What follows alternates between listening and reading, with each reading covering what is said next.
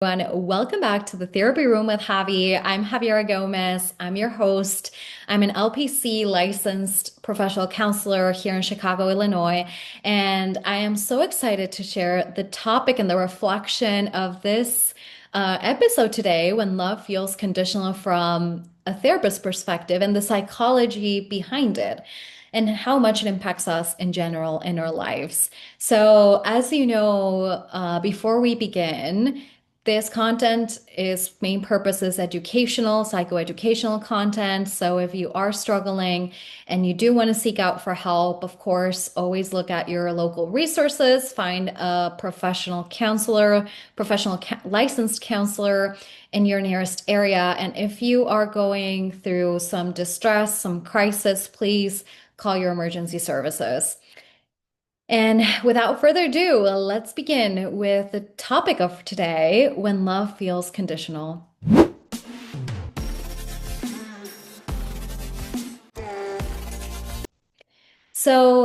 There is a quiet belief that many people really do carry into adulthood, a belief that often goes unnoticed, but shapes the way that we move through relationships without a doubt. And it can sound something like, if I do enough, if I become enough, if I don't make mistakes, then I finally will be loved. For many people, love did not originally feel like something that simply existed or was given to you. It felt like something that had to be maintained and sustained, something that could easily be taken away from you, something that depended on behavior, performance, or emotional management. And over time, many people begin to internalize one painful belief or idea that love is something that must be earned in your early childhood. In therapy, this pattern often appears in many subtle ways, right? In couples or in individual therapy. And I've noticed it so much, right? I know they love me, but I feel like I'm always trying to not mess it up. Or I feel like if I stop trying so hard, people will leave me. Now, psychology does have a framework that usually help us explain this experience overall. We all know that John Bowlby, if you don't know, he was a psychologist that created this attachment theory. It was developed by him. He was one of the first psychologists that explained that our early relationships that we have with our moms, our dads, our caregivers will shape how we understand safety, connection, and love. Years later, Mary Ainsworth continued these research and started to reinforce that idea and almost reassure that idea that love and our earliest relationships shape how we understand this connection. Children rely on caregivers, right? Not only for survival, but also for emotional regulation, and most importantly, for a sense of belonging. When caregivers respond consistently with emotional attunement, children often developed what we as therapists call secure attachment, the belief that love is stable and that our needs matter as human beings. But even when love feels predictable, right? Sometimes things can happen, and sometimes we can internalize ideas that or beliefs that might not be helpful. When love feels unpredictable, when it's withdrawn, or when it depends on behavior, children often learn something really, really different, right? They may learn that connection can disappear. They may learn that approval can be lost. And most importantly, they may learn that who they are is not enough to keep a connection. Now, that doesn't necessarily mean that caregivers intended harm or that all parents are bad parents if you developed an unsafe attachment, right? Many caregivers themselves were raised with similar emotional patterns, right? Here's where we talk about transgenerational trauma and how they learned to be parents was with their own experience with their own parents and how they're just repeating the same emotional patterns. And yeah, that is true. But also, the child's nervous system begins organizing itself around one central question, right?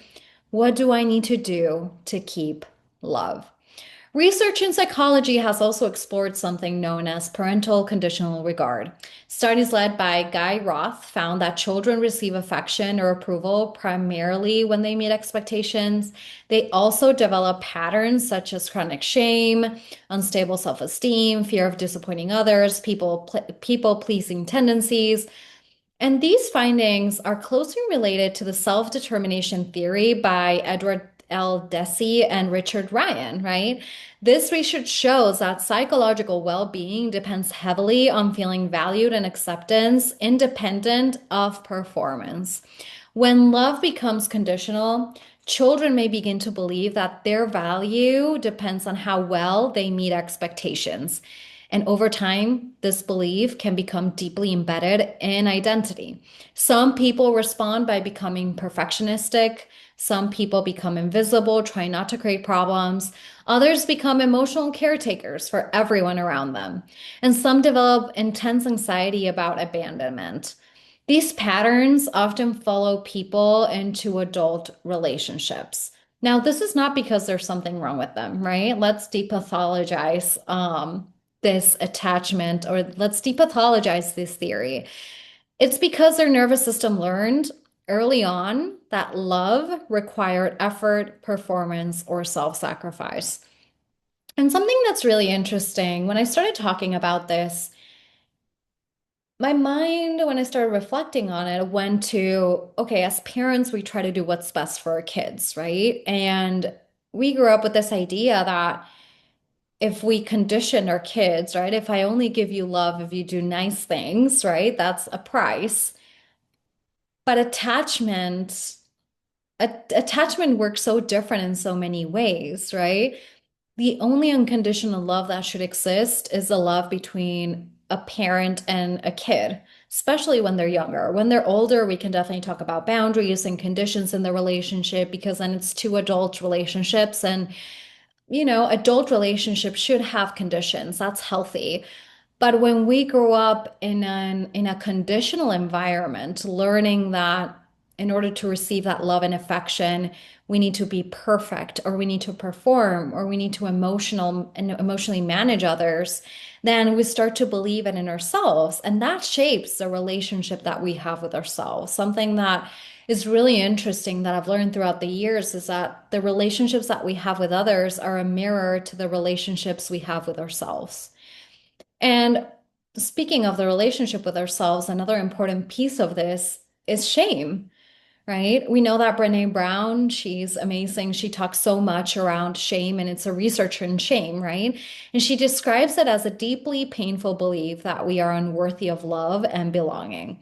When love feels conditional in childhood, shame often becomes the emotional glue that holds this belief system together, right? Now, instead of thinking or saying or believing, hey, I made a mistake, everything's fine, the internal voice, right, becomes there is something wrong with me. Shame convinces us that if we were just better, more successful, more agreeable, less emotional, then we would finally be worthy of consistent love. And that sounds like something so interesting to navigate, right? Because these early experiences do not simply disappear in adulthood. They often shape how people experience romantic relationships, friendships, even work environments overall. Sue Johnson, she was a great researcher. She's the founder of emotionally focused therapy. If you want more work from her, I definitely recommend the book Hold Me Tight. She explains that adult relationships are deeply rooted in attachment needs, right? And that we are constantly asking ourselves, right? Are you there for me? Do I matter to you? Can I rely on you? For someone who grew up with conditional love, these questions feel urgent because our nervous systems learn that connection could disappear in any moment. Research in neuroscience, and this goes even more interesting. Research in neuroscience even shows that social rejection activates the same neural pain pathways as a physical injury. Studies led by Naomi Eisenberg demonstrated that when humans experience rejection or exclusion from the community, the brain processes it similarly to physical pain. In other words, the fear of losing connection is not just emotional, it is deeply biological. We literally feel it in our bodies. And this has been, I think, extremely underrated. I definitely do agree that the fear of not belonging triggers so much fear, not only emotionally, but physically too. Our bodies respond to it, right? And this is why many adults really become hyper aware of criticism. They're terrified of disappointing others. They're constantly scanning relationships, right, for signs of love that might disappear. You have no idea how many people I talk to that there is this fear of making a mistake or this pressure, this constant criticism, this voice that is always there telling us you are not enough. And since you are not enough, love feels conditional, and you will lose the connection if you make a mistake. Now, another framework that I really do like that helps us explain conditional love comes from the work of the psychologist Lindsay Gibson. And if you're interested in this, definitely recommend her book, Emotionally Adult Children of Emotionally Immature Parents. Her research of emotionally immature parenting suggests that some caregivers just struggle to provide that consistent emotional attunement. Children in these environments may learn that love depends on managing the emotional needs of others, right? Instead of asking, hey, how do I feel? We start to ask, what do others need from me in order to stay or be loved? This can lead to patterns of hyper responsibility and people pleasing that continue into adulthood. One of the most painful parts of healing from conditional love is realizing how deeply it shaped the way that you see yourself. Like I said, right? Our relationship with others is a direct reflection of our relationship with ourselves. And many people discover that they have spent years trying to become someone that is easier to love, more impressive, less emotional, more accommodating, more perfect. But healing often involves a very different realization that love was never supposed to be negotiated in the first place, that your worth was never meant to depend on performance, and that that part of you that worked so hard to earn love was actually trying to protect something very vulnerable. That part of you that feared being left out, or that part of you that so desperately longed to that so desperately was longing to belong. Sorry, I know that's a weird play of the words. Bear with me. Now, in therapy, something that we work as therapists with our clients, and one of the most powerful shifts we see is when people begin to question the belief that love must be earned. Because once that belief loosens, something new becomes possible. People begin to explore what it feels like to be loved without performing, to be known without constantly managing how they appear, to exist in relationships where connection does not disappear after mistakes. And this can feel unfamiliar at first because unfamiliar safety can feel just as unsettling as familiar pain, right? This is really uncomfortable, but it's a shift that needs to happen in order for us to be open to receiving that love that we deserve and that we know that we're worthy of.